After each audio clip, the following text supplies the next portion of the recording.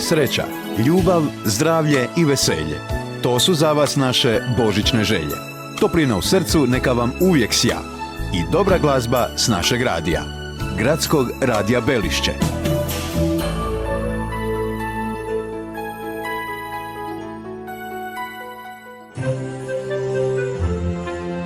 Sretan i blagoslovljen Božić.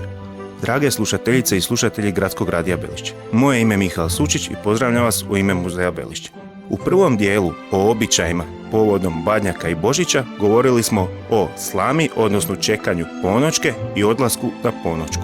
A sada ćemo malo govoriti o nečemu što je, nažalost, prisutnije povodom Badnjaka i Božića. Odnosno, ljudi više misle o tome nego o nekim možda prije bitnijim stvarima.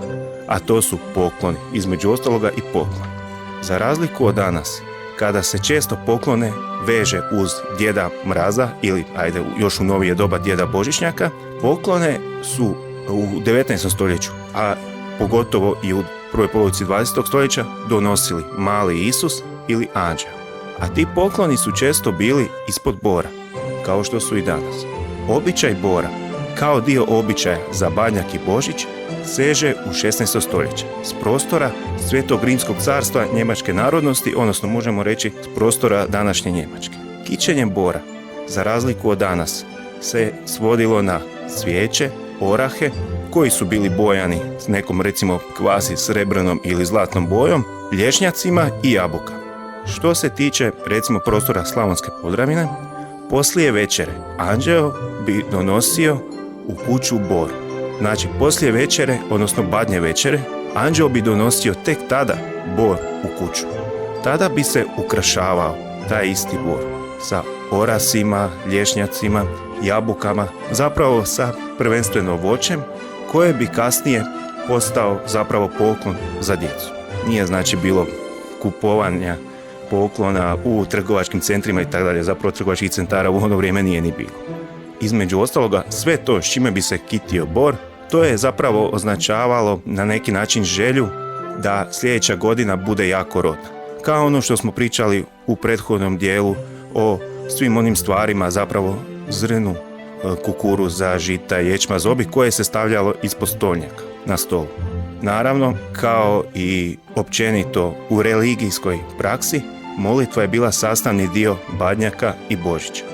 Molitva prati i unošenje slame i odlazak na ponoćku i dolazak s ponoćke, naravno i kićenje bora, između ostaloga i doručak božićni, ručak božićni, a naravno i Badnju večeru zapravo.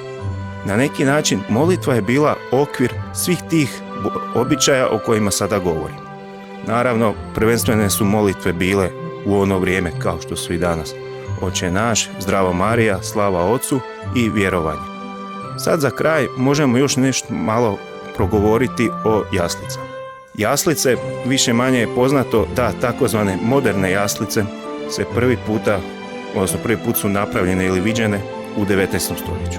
A neke, recimo baš počeci jaslica sežu u 6. stoljeće, kada su majke careva Bizanta pokušavale predočiti Betlehem u vrijeme rođenja Isusa Krista.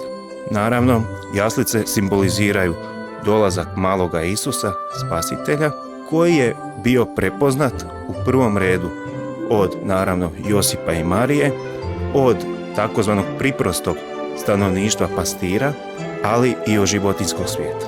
Znači, u ono vrijeme su takozvani obični ljudi prepoznali dolazak spasitelja u liku maloga Isusa, djeteta, s majkom Marijom i Josipom, a ne ljudi koji su bili na nekim određenim pozicijama, odnosno tadašnji takozvani važni ljudi. Evo, ovo bi bilo sve, drage slušateljice i slušatelji Gradskog radija Belišće, o običajima povodom Badnjaka i Božića. Želim vam ugodan ostatak dana da provedete sa svojim najbližima, najomiljenijima članovima društva i za kraj želim vam sretan i blagoslovljen Božić u ime Muzeja Belišće i u svoje vlastito ime.